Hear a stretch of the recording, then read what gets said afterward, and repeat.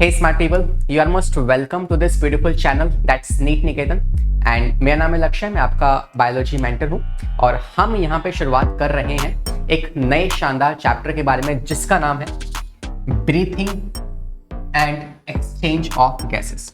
तो ये जो चैप्टर है इसमें जितना भी थ्योरी है, जितने भी तरह तरह की क्वेश्चंस बन सकते थे वो सारे क्वेश्चंस मैं यहाँ पे लेके आया हूँ, ठीक है। एंड ये सारे के सारे सवाल जो है PYQs हैं, मतलब प्रीवियस ईयर में आए हुए सवाल हैं और काफ़ी चांसेस हैं, हो सकता है कि इनमें से सवाल इस बार रिपीट हो जाएं, तो कैसे पता। तो हम उस रिस्क को ना लेते हुए ये सारे सवाल लगा रहे होंगे एंड अगर आप लास्ट तक बने रहेंगे तो इन दैट केस आपको ये सारे के सारे सवाल भी आ जाएंगे और साथ में चैप्टर रिवाइज भी हो जाएगा with the help of questions, right. वही सब चैप्टर को रिवाइज करना एक बोरिंग तरीके से कि हम थ्योरी पढ़े जा रहे हैं, इससे बेटर तरीका ये है कि हम उस चैप्टर को सवालों के थ्रू रिवाइज कर लें, राइट। तो ये स्टार्ट करते हैं हमारी इस मुलाकात को और ये मुलाकात यादगार रहेगी, है ना। चलिए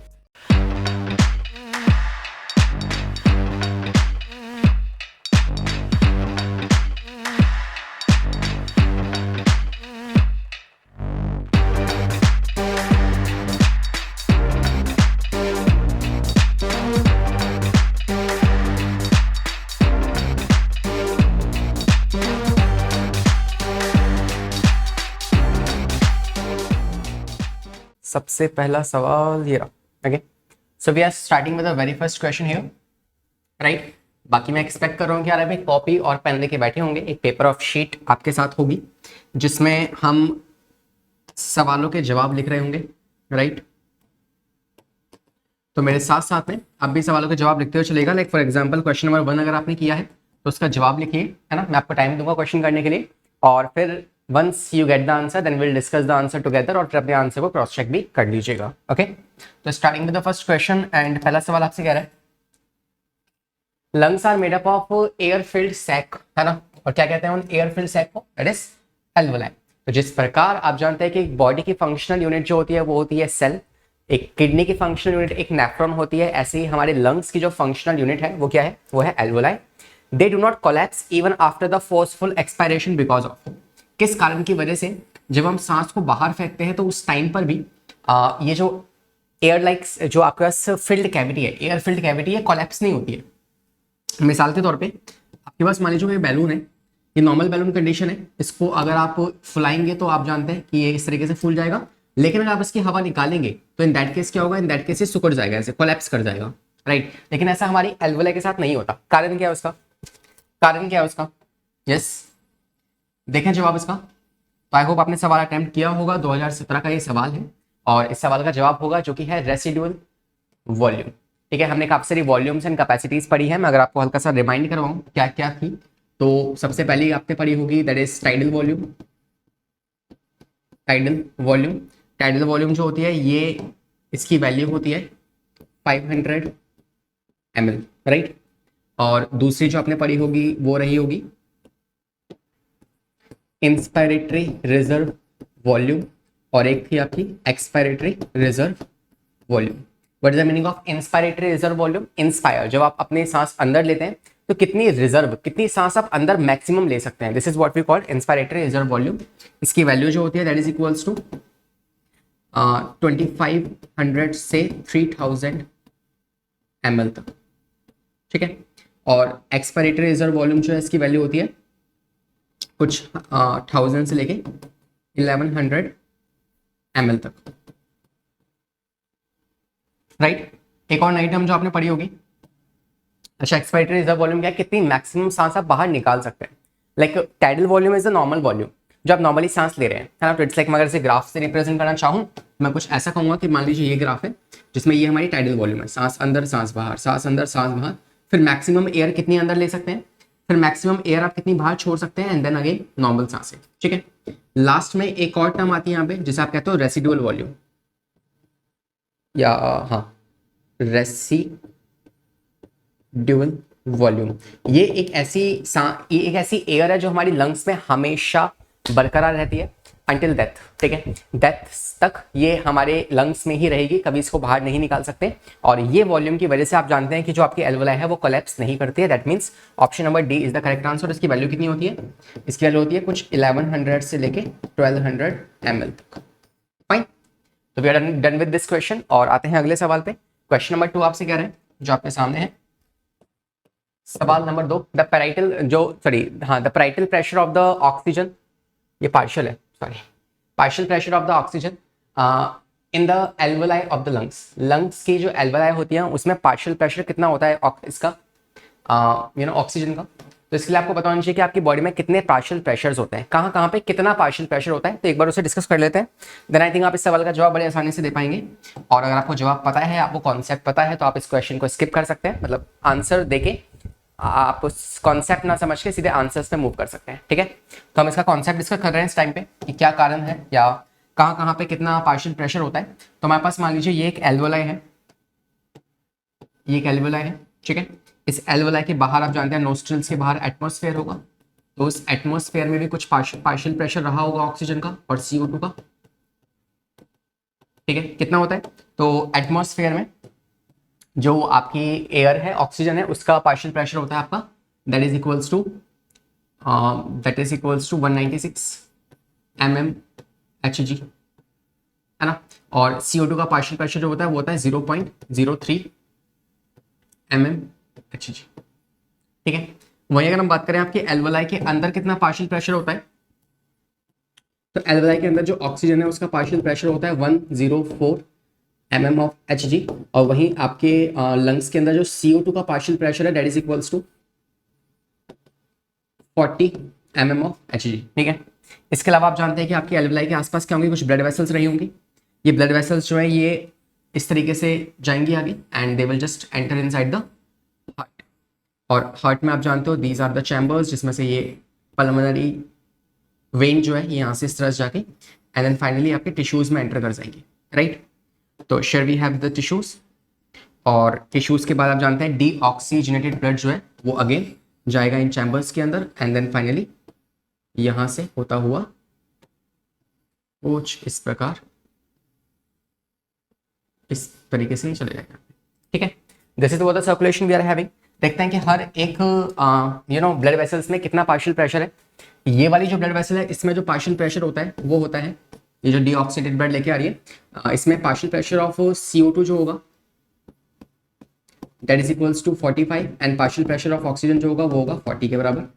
वहीं बात करें इस वाले की, तो इसमें जो पार्शियल प्रेशर रहा होगा for oxygen and for CO2, तो फॉर ऑक्सीजन यहाँ पे होता है 95 and for oxygen it is 95 and for CO2 it is 40 mmHg, ठीक है।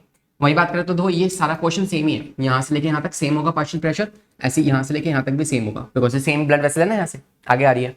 टिश्यू की बात करें, टिश्यू के अंदर जो पार्शियल प्रेशर होता है वो होता है partial pressure of oxygen that is 40 mmHg and for CO2 the partial pressure is 45, ठीक है।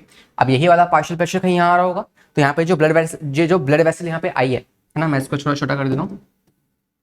तो ये जो ब्लड वेसल यहाँ पे आई है इसमें कुछ इस वैल्यू का पार्शियल प्रेशर है। तो आप देख पा रहे हैं कि यहाँ पे ऑक्सीजन 95 है लेकिन यहाँ पे ऑक्सीजन कितनी है 40 है, तो हायर से लोअर में ऑक्सीजन ट्रेवल कर जाएगी, तो ऑक्सीजन का ट्रांसपोर्टेशन कहाँ से कहाँ होगा, आप कहेंगे यहाँ से यहाँ हो जाएगा अंदर, ठीक है, ऑक्सीजन का ट्रांसपोर्टेशन।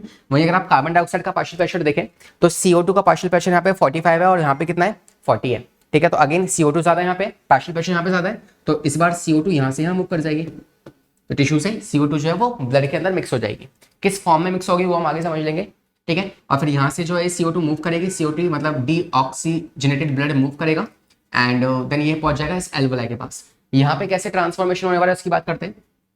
आपको पता है कि पार्शियल प्रेशर ऑफ ऑक्सीजन इस एल्वोलाई के अंदर कितना है 104, वहीं पे ये जो ब्लड वेसल आ रही है इसमें पार्शियल प्रेशर ऑफ ऑक्सीजन कितना है 40, तो यहाँ 40 यहाँ 104, तो ज्यादा यहाँ पे है कम यहाँ पे, और चीजें हमेशा ज्यादा से कम में मूव करती है with the help of simple diffusion. तो इस बार ऑक्सीजन यहाँ से यहाँ पे मूव कर जाएगी, ठीक है, बिकॉज यहाँ पे पार्शियल प्रेशर ऑक्सीजन का ज्यादा है, यहाँ पे कम है, तो यहाँ से यहाँ मूव कर जाएगी। और वहीं CO2 की बात करें तो CO2 देखो पार्शियल प्रेशर यहाँ पे ज्यादा है और यहाँ पे कम है, मतलब एल्वोलाई में कम है, तो इस बार यहाँ से यहाँ CO2 मूव कर जाएगी, ठीक है। और यहाँ से फाइनली CO2 निकल के बाहर एटमॉस्फेयर में जाएगी, जिस एटमॉस्फेयर में उस CO2 का पार्शियल प्रेशर और उस ऑक्सीजन का पार्शियल प्रेशर जो होता है वो होता है आपका for CO2 it is 22 mmHg and for O2 it is equals to I think 166, ठीक है। तो ये पार्शियल प्रेशर्स की वैल्यूज होंगी जो आपको पता होनी चाहिए, और किस तरीके से ट्रांसपोर्टेशन होता है वो भी आपको पता होना चाहिए। ठीक है, नजर मार लो इस पर एक बार। ठीक है, एक बार इस, मुझे लग रहा है इसमें just a little doubt here, I think this should be 116 mm of Hg and this should be 32 mm of Hg। ठीक है, तो इन वैल्यूज को ध्यान रखिएगा। अब आते हैं वापस हमारे सवाल की तरफ, और सवाल हमने हमसे क्या कहा था, सवाल ने कहा था कि पार्शियल प्रेशर ऑक्सीजन का एल्वोलाई में, जो लंग्स में एल्वोलाई है, उसमें पार्शियल प्रेशर ऑफ ऑक्सीजन जो है वो ज्यादा है या इक्वल है या लेस है, या फिर क्या है, ब्लड के कंपैरिजन में कैसा है। तो आप जानते हैं कि ब्लड के वेसल्स के कंपैरिजन में partial pressure of oxygen in the alveoli is more, तो आप कहेंगे more than that of the blood. ठीक है, तो ये हमारा सही सवाल जवाब है। आते हैं तीसरे सवाल पे। तो तीसरा सवाल आपसे कह रहा है reduction in pH of the blood.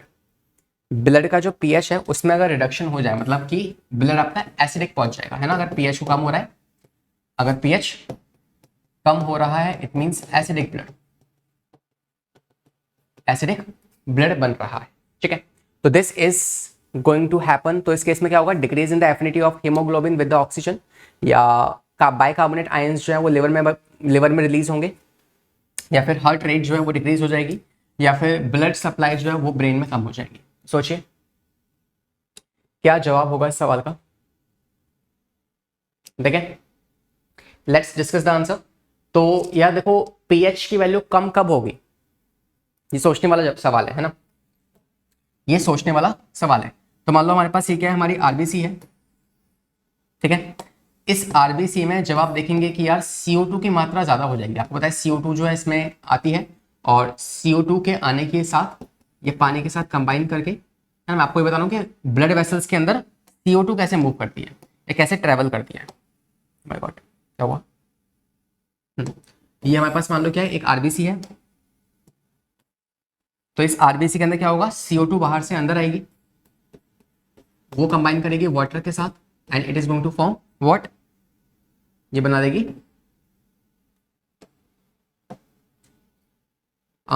H2CO3। ठीक है, फिर ये H2CO3 जो होता है ये डिकम्पोज कर जाएगा इसमें H+ आयंस में और HCO3 के अंदर। ठीक है, फिर ये CO2 जो CO3 है ना, ये यहां से बाहर मूव कर जाता है with the help of some proteins, membrane proteins की मदद से ये HCO3 जो है बाहर निकल जाता है, और बाहर निकल के इंटरस्टिशियल फ्लूइड में कंबाइन करता है सोडियम के साथ, and then finally it forms sodium bicarbonate, sodium bicarbonate. और इस फॉर्म में CO2 ट्रैवल करती है किसके अंदर, आपके ब्लड के अंदर। 70% CO2 जो है वो इस फॉर्म में ट्रैवल करती है, 70% CO2 जो है वो इस फॉर्म में ट्रैवल करती है। ठीक है, तो अब देखो यहाँ पे क्या हो रहा है, H+ आयंस जो है वो रिलीज हो रहे हैं, और H+ आयंस अगर रिलीज होते रहेंगे। अच्छा, पहली बात तो देखो यहाँ से जैसे ये HCO3 बाहर मूव किया तो इस आरबीसी डर गई, घबरा गई कि ये क्या हो गया, मेरे अंदर से आयंस निकल के जा रहे हैं, तो वो घबरा जाएगी। तो इन दैट केस इस घबराहट को मेंटेन करने के लिए या फिर न्यूट्रलाइज करने के लिए बाहर से क्लोरीन आयंस अंदर आ जाते हैं, बाहर से क्लोरीन आयंस जो है वो अंदर आ जाएंगे, एंड इसे आप कहते हो क्लोरीन इनफ्लक्स, क्लोरीन इनफ्लक्स, और जिसको आप हैमबर्गर प्रोसेस भी आप कहते हैं, बिकॉज उन्होंने इसको दिया था। ठीक है, तो अब सवाल आता है कि ये तो न्यूट्रलाइज हो गया, मतलब ये HCO3 जो बाहर गए थे वहां से क्लोराइन अंदर आ गया। ठीक है, ये H+ आयन अगर यहाँ से बढ़ते रहेंगे इस आरबीसी के अंदर, तो इन दैट केस क्या होगा, पीएच इंक्रीज हो जाएगा हमारे ब्लड का या आरबीसी का।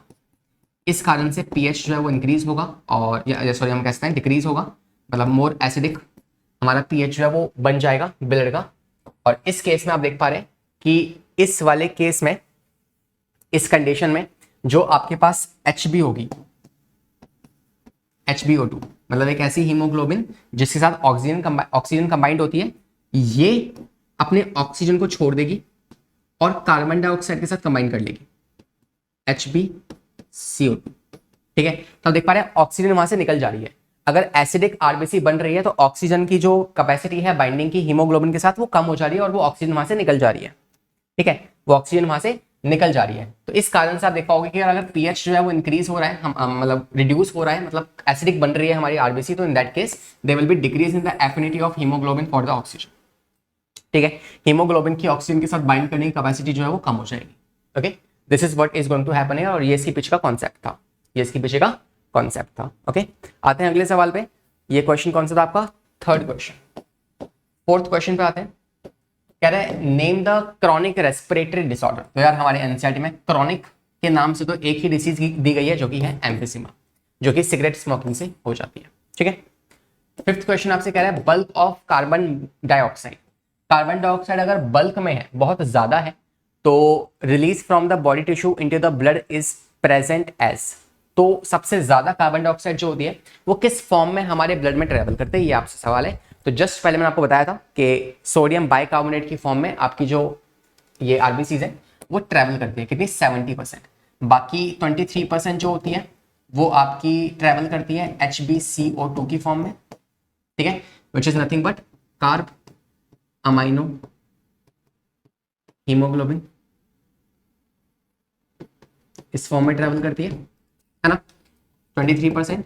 और बाकी बची हुई आपकी 7% वो एज इट इज प्लाज्मा में मूव करती है, वो प्लाज्मा के अंदर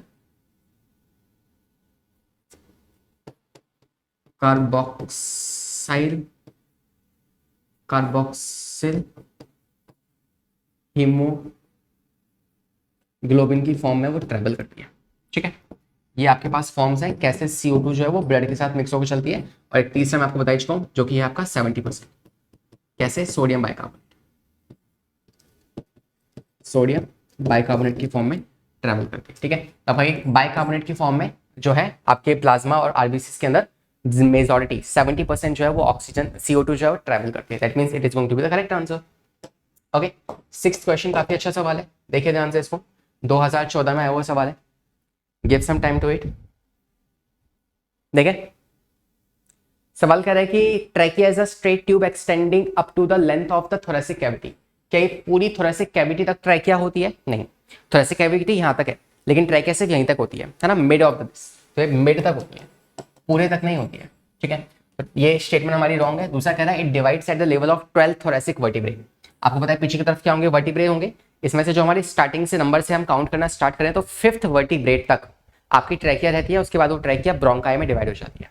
तो not till 12th, till 5th जो है वो रहती है, और उसके बाद वो डिवाइड कर जाती है, इसलिए हम उसे T5 पॉइंट भी कहते हैं, है ना।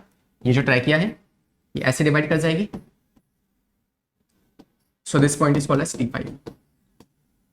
ठीक है, तो both the statements are incorrect, option number B. 7th question पे आते हैं। कह रहे the figure given shows a small part of human lungs where exchange of the gases takes place. ठीक है, कह रहे हैं करेक्टली आइडेंटिफाई, कौन सी स्टेटमेंट यहां से सही है वो आपको बताना है। तो आपको पता है यार, इन सब के नाम आपको पता होंगे, है ना। तो आपके पास सी क्या है? ये आर्टेरियल कैपिलरीज हो गई। ठीक है, ये बी क्या है आपके पास? बी आरबीसीज हो गई। डी क्या है? आप जानते हैं कि आपके एल्वोलाई और ब्लड वेसल्स के बीच में 3 लेयर्स होती हैं। एक लेयर तो खुद इस एल्वोलाई की किसकी बनी हुई होती है? It is made up of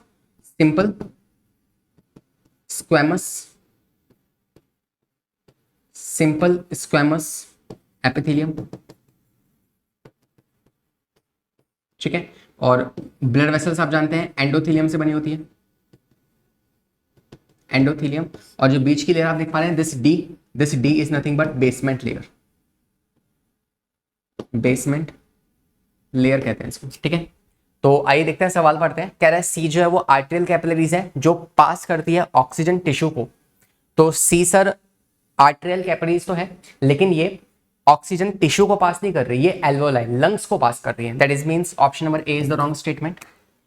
अगला कह रहा है कि ए जो है वो एल्वोलियर कैपिलरी है, कैविटी है सॉरी, तो बिल्कुल सही, ये एक एल्वोलर कैविटी है जिसमें एक्सचेंज ऑफ गैसेज होता है, बिल्कुल सही है। ठीक है, नेक्स्ट देखते हैं। कह रहा है डी जो है वो कैपिलरी वॉल है। तो डी जो है क्या वो कैपिलरी वॉल है? नहीं, वो बेसमेंट लेयर है। नेक्स्ट कह रहा है कि आरबीसी जो है वो ट्रांसपोर्ट करती है CO2 को मेनली, नहीं, आरबीसी मेनली ऑक्सीजन ट्रांसपोर्ट करती है। ठीक है, तो here option number B is the correct answer. आते हैं नेक्स्ट क्वेश्चन पे, 8th क्वेश्चन। कह रहा है listen below are the 4 respiratory capacities. आपको कुछ वैल्यूज दी गई हैं, इन वैल्यूज के अकॉर्डिंग आपको बताना है कि भाई क्या सही होगा क्या गलत होगा। तो सारी वैल्यूज क्या आपको याद है?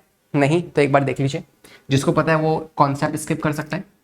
सबसे पहले टाइडल वॉल्यूम होती है, यहाँ वॉल्यूम लिखते हैं, चलो टाइडल वॉल्यूम वैल्यू कितनी होती है? 500 ml क्या होती है tidal volume, it is a normal breathing, जब नॉर्मल सांस ले रहे हैं, ठीक है। तो इसको ऐसे रिप्रेजेंट करते हैं, ये हो गई normal, in out in out in out.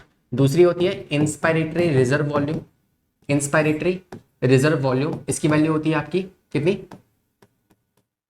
2500 से लेके 3000 ml तक। इसकी वैल्यू होती है यहाँ से लेके कहीं यहाँ तक जाएगी, मतलब कितनी सांस आप मैक्सिमम अंदर ले सकते हैं।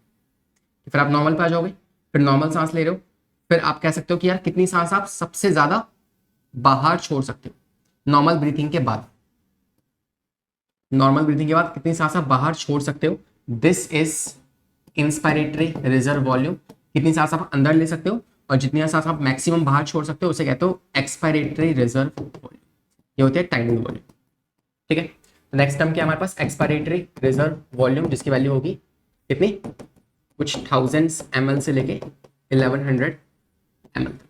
और लास्ट आपकी होती है सॉरी वाइटल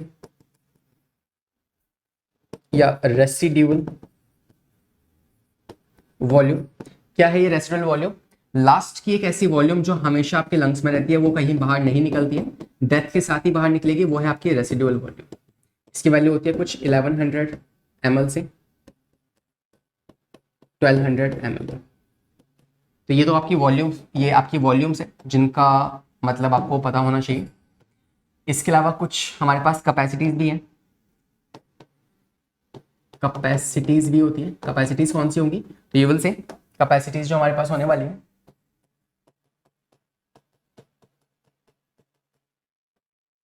कैपेसिटीज जो हमारे पास होने वाली है that is going to be first inspiratory capacity.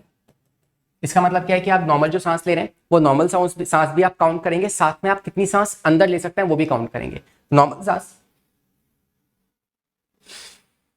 This है ना, तो नॉर्मल सांस और साथ में कितनी सांस आप मैक्सिमम ले सकते हैं, इन दोनों को मिला के बनती है आपकी inspiratory capacity. That means I can say it is inspiratory reserve volume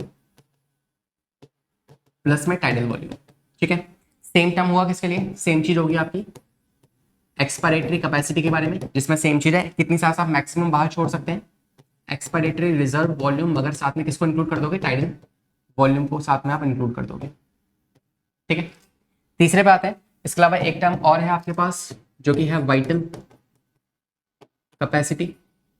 vital capacity जो होती है उसे आप सबको मिक्स कर दो, है ना, इंस्पायरेटरी रिजर्व वॉल्यूम नॉर्मल और साथ में एक्सपायरेटरी रिजर्व वॉल्यूम, तीनों को ज्वाइन कर दो, तो what you will get inspiratory reserve volume plus में टाइडल वॉल्यूम प्लस में एक्सपायरेटरी रिजर्व वॉल्यूम, ठीक है।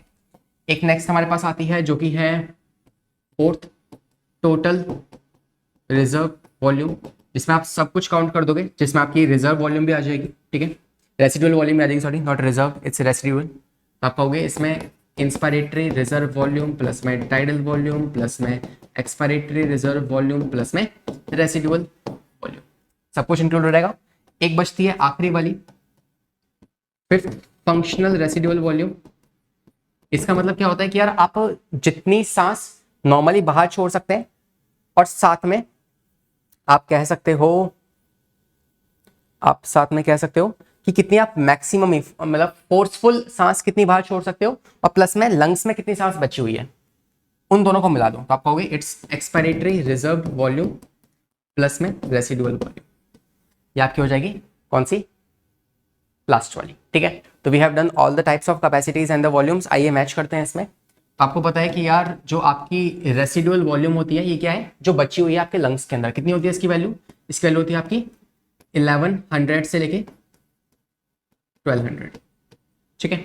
वाइटल कैपेसिटी जो होगी, वाइटल कैपेसिटी की वैल्यू कितनी होती है, इट इज इक्वल्स टू कि कितनी, सबको मिला दो, ठीक है। सबको किस किस को मिलाना है हमें, we have to calculate vital capacity is what, देखो इंस्पायरेटरी रिजर्व वॉल्यूम वैल्यू कितनी होती है इसकी, इसकी वैल्यू होती है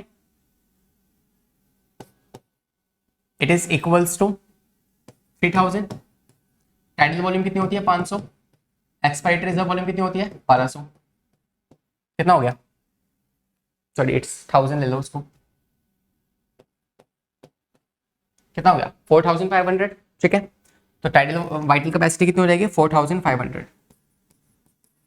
नेक्स्ट पे आ जाओ, इंस्पायरेटरी रिजर्व वॉल्यूम कितना होता है, इट इज इक्वल्स टू 2500 से लेके 3000, तो यहाँ पे सिर्फ 3000 लिख रहा हूँ मैं। और लास्ट कौन सी आपकी inspiratory capacity? Inspiratory capacity is what? It is equals to IRV which is equals to 3000 plus में tidal volume equals to 500, that means 3500। Sir इतना क्यों समझा रहे हो? सिंपली भी तो कर सकते हैं, है ना, मगर यार कॉन्सेप्ट बनना जरूरी है, अदरवाइज आपको वैल्यू याद ना हो तो क्या करोगे, है ना। तो इस तरीके से भी आप कर सकते हो, ठीक है।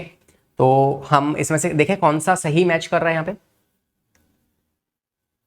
कौन सा सही मैच कर रहा है। देखो फोर्थ की वैल्यू 3500, फोर्थ वाले की वैल्यू कितनी है? 3500, ठीक है। और फर्स्ट वाले की 1200, तो फर्स्ट वाले की 1200, ठीक है। तो option number C is the correct answer, ठीक है। एक अच्छा सवाल था, एक अच्छा सवाल था ये, है ना, काफी कुछ नया सीखा होगा आपने। क्वेश्चन नंबर 9 आपसे कह रहा है what is the true about RBCs in the humans की आरबीसीज के बारे में कौन सी बात सही है, कौन सी बात सही है, आपको ये बताना है। तो कह रहा है दे कैरीज अबाउट 20-25% ऑफ CO2। तो यार आपकी आरबीसी जो होती हैं वो CO2 को भी कैरी करती हैं और ऑक्सीजन को भी कैरी करती हैं, ठीक है। CO2 को भी कैरी करती हैं और ऑक्सीजन को भी कैरी करती हैं। तो CO2 कितनी? अबाउट 20 से 25%, ठीक है। क्या आपकी आरबीसी 99.5% CO2 को कैरी करती है, सॉरी O2 कैरी करती है? नहीं, कोई डिटॉल नहीं है, जम्स एडवर्टाइजमेंट नहीं चल रही है यहाँ पे, ये 99% जम्स किल कर देगा, ठीक है। नेक्स्ट है they transport about 80% oxygen only and the rest 20% of it's transported in dissolve state of the plasma, no. और लास्ट आपके पास they only do not carry CO2, तो ये CO2 को भी कैरी करते हैं अलग अलग फॉर्म्स में, ठीक है। तो option number A is the correct answer. अगले सवाल पे आते हैं। क्वेश्चन नंबर 10 आपसे कह रहा है what is the vital capacity of the lungs. तो लंग्स की वाइटल कैपेसिटी क्या होती है? तो vital capacity is equals to inspiratory reserve volume plus में आइडल वॉल्यूम प्लस में एक्सपायरेटरी रिजर्व वॉल्यूम। ग्राफ्स में देखा जाए तो ये मैक्सिमम, मिनिमम, नॉर्मल, तो ये वाली प्लस में ये वाली प्लस में ये वाली, और बीच में नीचे क्या बचती है? रेसिडुअल, उसको नहीं इंक्लूड करना आपको, ठीक है, उसको छोड़ दो, इन तीनों को काउंट करना होता है। तो आप कहोगे कि अगर को मुझे निकालनी है क्या, अगर को मुझे निकालनी है यहां से लेके यहां तक का पोर्शन, तो एक तरीका ये है कि inspiratory reserve volume plus tidal volume plus में एक्सपायरेटरी रिजर्व वॉल्यूम, क्या ऐसा कोई ऑप्शन है क्या? नहीं है, ऐसा कोई ऑप्शन नहीं है। तो एक तरीका और क्या है कि मैं सारे में से इस रेसिडुअल वॉल्यूम को हटा दूं, है ना।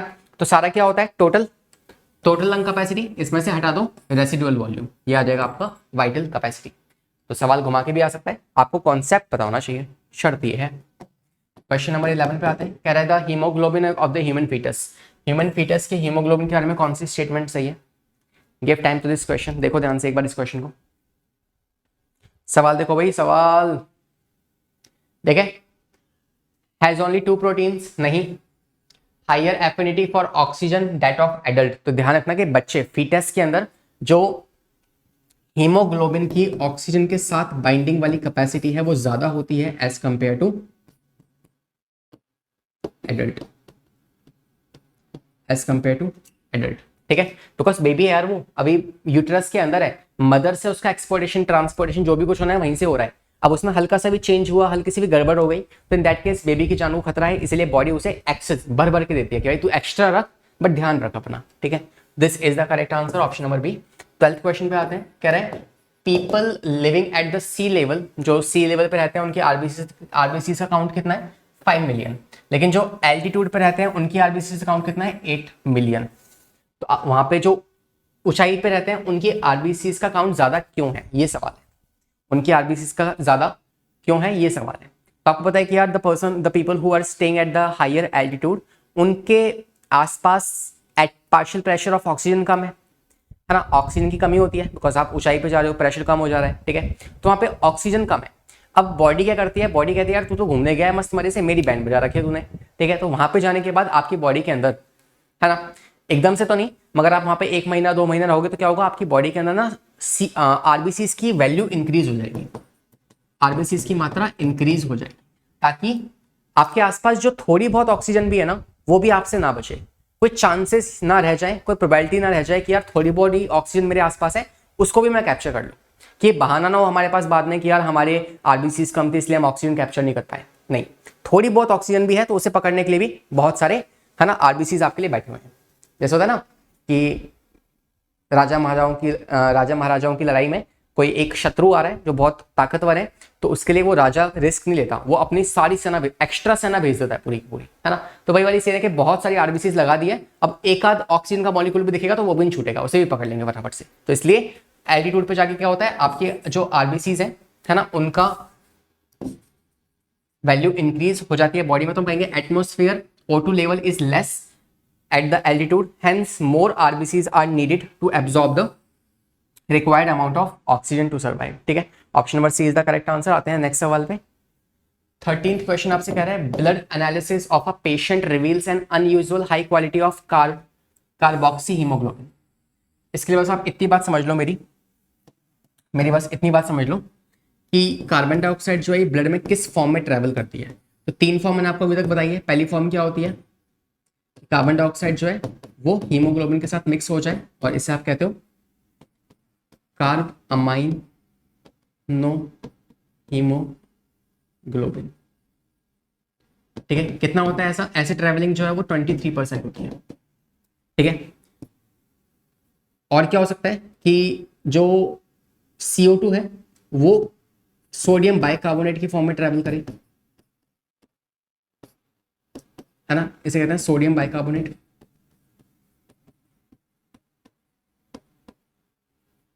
सोडियम बाइकार्बोनेट की फॉर्म में ट्रेवल करेगी, मैक्सिमम इसी फॉर्म में करती है 70%।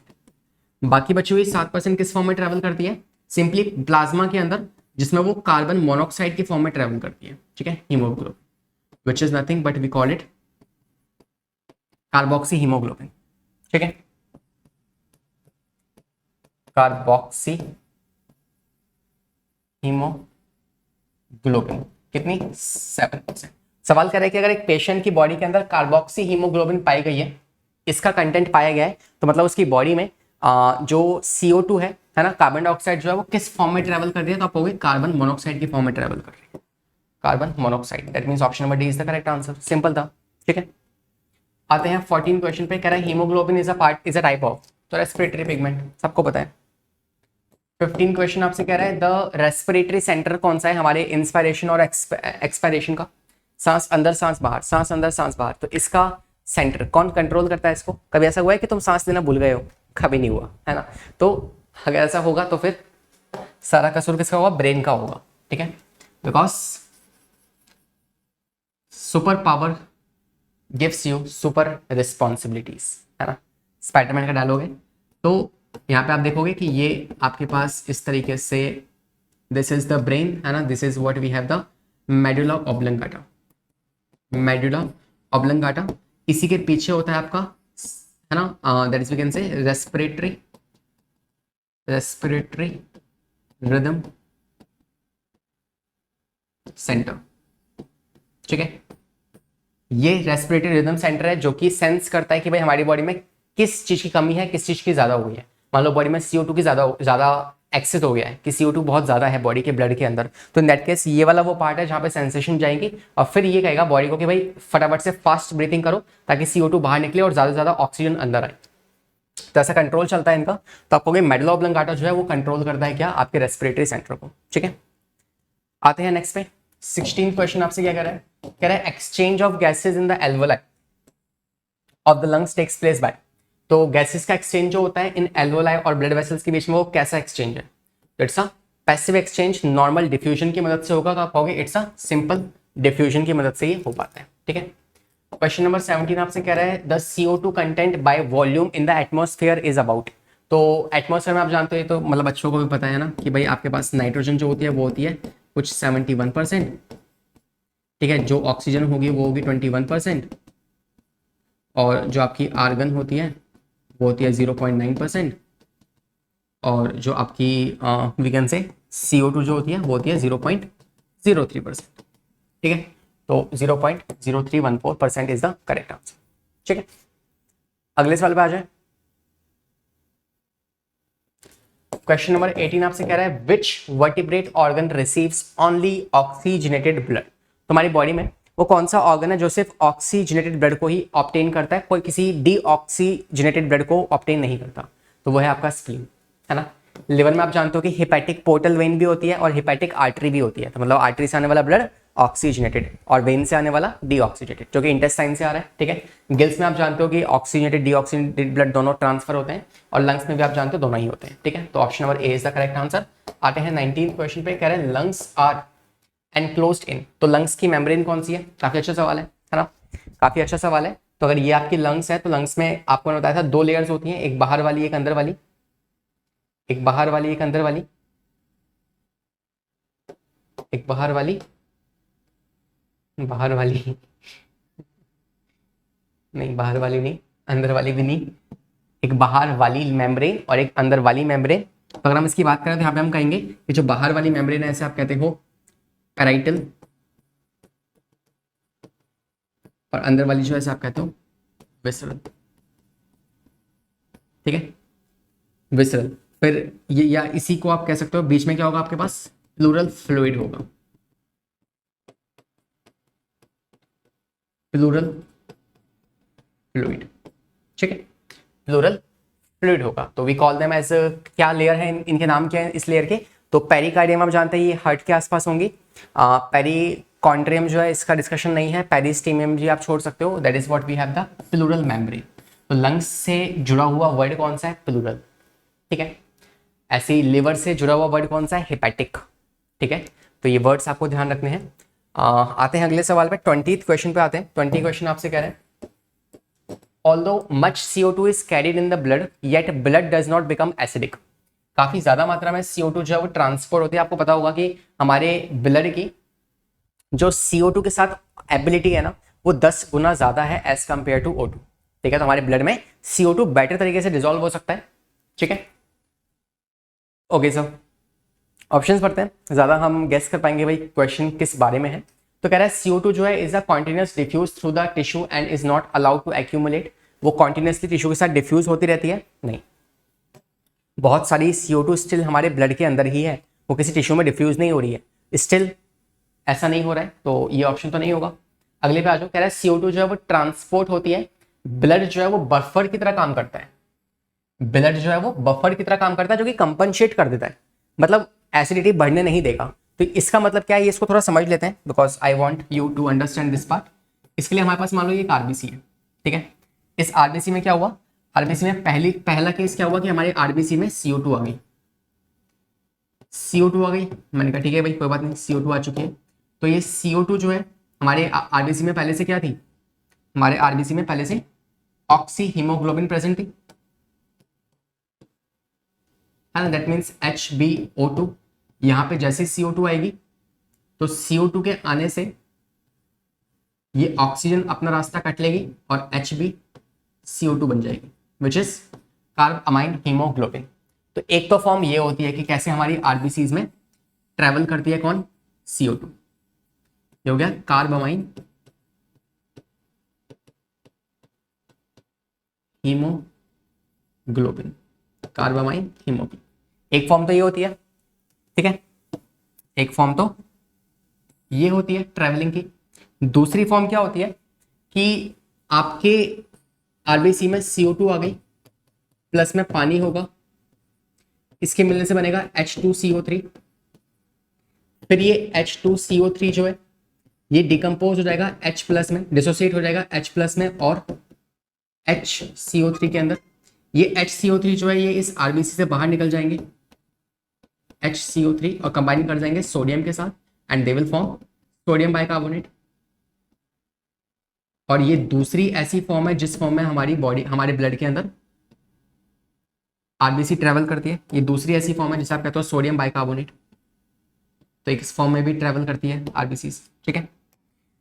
अच्छा, अब यहाँ पे देखो ये H प्लस। अच्छा, एक बात तो ये है कि यार मैंने आपको बताई दिया है कि इसकी कॉन्सेंट्रेशन ज्यादा है और अगर ये ब्लड से बाहर जाएगा आरबीसी से तो आरबीसी घबरा जाएगी, इसलिए क्या होता है, इसे कंपनसेट करने के लिए हमारे आरबीसी में कौन आ जाता है? क्लोरीन आ जाता है, and it is called as a chlorine influx, chlorine influx, ठीक है सर। ये तो कंपनसेट हो गया, लेकिन रही बात किस, इस H प्लस की, तो इस H प्लस को कंपनसेट करने के लिए हमारे पास क्या है?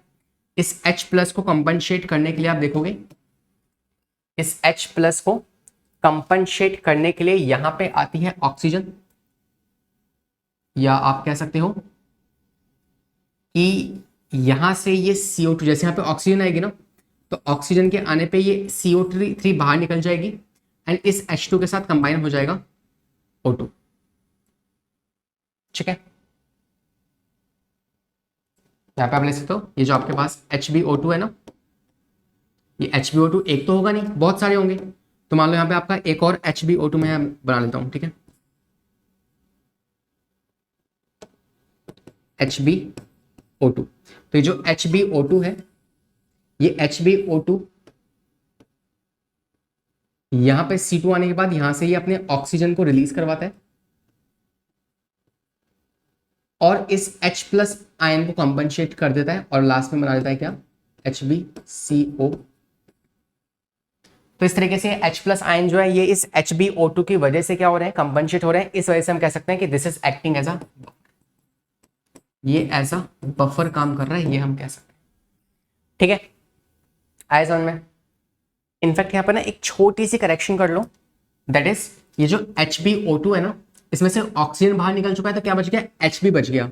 ये Hb जो है ना, ये Hb जो है ये इस H प्लस के साथ कंबाइन होकर क्या बना देगा, HHB बना देगा, HHB बना देगा। That is why we are saying कि ये जो HbO2 है ये बफर की तरह काम कर रहा है, जो कंपनसेट कर रहा है। ठीक है, यहाँ पे हम कहेंगे, यहाँ पे हम कह सकते हैं कि यार CO2 ये इन CO2 ट्रांसपोर्ट, ये जो आपके पास ब्लड बफर होता है, प्ले एन इंपॉर्टेंट रोल। तो आपको पता है कि ब्लड बफर ने ही क्या किया, CO2 ट्रांसफर तो हो रही है, CO2 इस फॉर्म में ट्रांसफर हो रही है, CO2 इस फॉर्म में ट्रांसफर हो रही है, लेकिन रास्ते में क्या बन जा रहे हैं, H प्लस बन जा रहे हैं। इसकी वजह से pH इंक्रीज हो रहा है, इसकी वजह से एसिडिटी आ जा रही है। इसी चीज को कंपनसेट करने के लिए जो HbO2 है ये बफर की तरह काम करती है और अपनी कुर्बानी देती है। ठीक है, this is the correct answer. I think आपको समझ में आ गया होगा। ठीक है, 21 क्वेश्चन पे आते हैं। 21 क्वेश्चन आपसे कह रहे थे the ventilation movement of the lungs in the mammals are covered by. तो वेंटिलेशन मूवमेंट जो होती है वो किस कारण की वजह से होती है, तो आपके डायफ्राम और आपके इंटरकोस्टल मसल्स। ठीक है, तो जो आपके इंटरकोस्टल मसल्स हैं, कोस्टल मसल्स हो गए और डायफ्राम, इन दोनों की वजह से क्या होती है, आपकी वेंटिलेशन की मूवमेंट होती है, मतलब सांस को अंदर लेना, सांस को बाहर छोड़ना, ब्रीथिंग का जो प्रोसेस है। What is ventilation, ventilation means breathing. ठीक है, ब्रीथिंग। आपको पता है कि अगर ये आपका लंग्स है, तो इस लंग्स में अगर कोई डायफ्राम जो है, ये आपका जो डायफ्राम है, अगर कोई एक कॉन्ट्रैक्ट करेगा, ठीक है, मतलब कैसे, डोम शेप का हो जाएगा, डोम शेप। कॉन्ट्रैक्ट मतलब होता है ऐसे, ऐसे फ्लैट था, ये ऐसे था, ऐसे, ये हो गया क्या, फ्लैट, ये हो गया नॉर्मल। तो अगर ये ऊपर वाला जो ऐसा डोम शेप था, अगर कोई एक कॉन्ट्रैक्ट करेगा, ऐसे करेगा, कॉन्ट्रैक्ट करेगा, ठीक है, डायफ्राम, तो इन दैट केस क्या होगा, इन दैट केस आपका ये कुछ ऐसा बन जाएगा, नीचे आ गया। तो इसकी वजह से क्या होगा, इसकी वजह से इसी के साथ साथ क्या होगा, जो इंटरकोस्टल मसल्स हैं, इंटरकोस्टल मसल्स हैं, वो भी कॉन्ट्रैक्ट करेंगे। तो उनकी कॉन्ट्रैक्शन से अगेन क्या होगा, इनकी कॉन्ट्रैक्शन से रिप्स जो है वो बाहर मूव करेंगी। तो we can say ribs move forward, ribs moves outward. तो रिप्स जो है वो बाहर की तरफ मूव करेंगे। इसकी वजह से क्या होगा, जो इंटरकोस्टल, या सॉरी हम कह सकते हैं कि जो थोरेसिक कैविटी के अंदर जो स्पेस है, तो इन दोनों की वजह से क्या होगा, इन दोनों की वजह से जो थोरेसिक कैविटी का जो वॉल्यूम है वो इंक्रीज होगा। वॉल्यूम इंक्रीज होगा तो प्रेशर कम होगा, और अगर इसके अंदर प्रेशर कम हुआ तो मतलब यहाँ प्रेशर कम है, बाहर प्रेशर ज्यादा है, तो बाहर से अंदर जो है वो ऑक्सीजन मूव कर जाएगी। ठीक है, तो ये बाहर की तरफ मूव कर रही है, इंटरकोस्टल मसल्स की वजह से लंग्स जो है वो बाहर की तरफ मूव किया, जिसकी वजह से वॉल्यूम इंक्रीज हुई, वॉल्यूम की वजह से जो ऑक्सीजन थी वो अंदर आ गई, ऑक्सीजन अंदर आ गई। ठीक है, तो ये दोनों मसल्स जो है आपस में रोल प्ले करती हैं। वहीं अगर हमें एक्सपायरेशन करना होगा तो सब कुछ उल्टा हो जाएगा।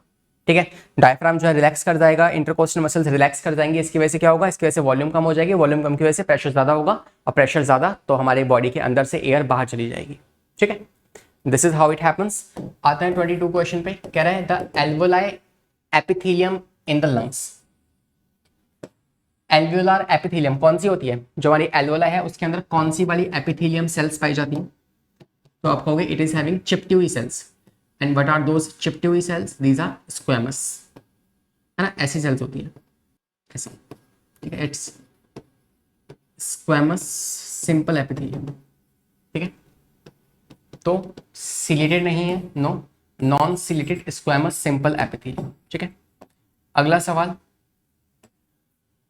23 कह रहा है स्किन जो है वो एज अ रेस्पिरेटरी ऑर्गन काम कर रहा है किस केस में? आपको पता है फ्रॉग जो है, दिस इज इंपॉर्टेंट, फ्रॉग के अंदर होगा आपके पास कैसा रेस्पिरेट, वो स्किन से भी कर सकता है, वो बक्कोफेरेंजियल कैविटी से भी कर सकता है, तो इट हैज मल्टीपल वेज, इसके पास लंग्स भी होते हैं। तो फ्रॉग जो है वो तीनों तरीके से क्या हो सकता है, रेस्पिरेशन कर सकता है स्किन से, दैट मीन्स क्यूटेनियस रेस्पिरेशन। दूसरा लंग्स भी होते हैं, मगर लंग्स जो है वो पुअरली डेवलप्ड होते हैं, पुअरली डेवलप्ड। बाकी ये बक्कोफेरेंजियल कैविटी से भी कर सकते हैं, बक्कोफेरेंजियल कैविटी, दैट मीन्स उसका जो ये फेरिंग्स वाला पार्ट है और बक्कल वाला पार्ट है, हैव यू सीन एक जो मेढक है वो ट्र ट्र ऐसे ऐसे करता रहता है, तो एक्चुअली अपने अपने गले से सांस ले रहा होता है उस टाइम पे, ठीक है। तो this is the correct answer. बाकी आपको और भी पता होना चाहिए कि यार आपके जैसे हम बात करें एस्के हेलमिंथीज है या इकाइनोडर्मेटा, इकाइनोडर्म जो होते हैं उनके पास फॉल्स फीट होते हैं, फॉल्स फीट नहीं, we can say tube feets, ये ट्यूब फीट्स की मदद से इनके पास स्ट्रक्चर्स हैं, है ना। ऐसे आप कह सकते हो कि अलग अलग आपको नाम पता होने चाहिए। जैसे हम बात करें आपके क्रैब्स के बारे में, तो क्रैब्स के पास बुक गिल्स होते हैं, स्कॉर्पियंस जो होते हैं, स्कॉर्पियंस के पास बुक लंग्स होते हैं, है ना, बुक लंग्स आप जानते हो। बाकी आप जो वर्टिब्रेट्स हैं जैसे आपके एम्फीबिया से लेके मैमल्स तक, इन सब के पास क्या होते हैं, लंग्स होते हैं, ठीक है। अगर हम बात करें फिशेस की, फिशेस हो गई, टेडपोल जो कि लार्वा है ना फ्रॉग का, इनके पास क्या होते हैं, गिल्स होते हैं। इसके अलावा जो आपके पॉडीफेरा से लेके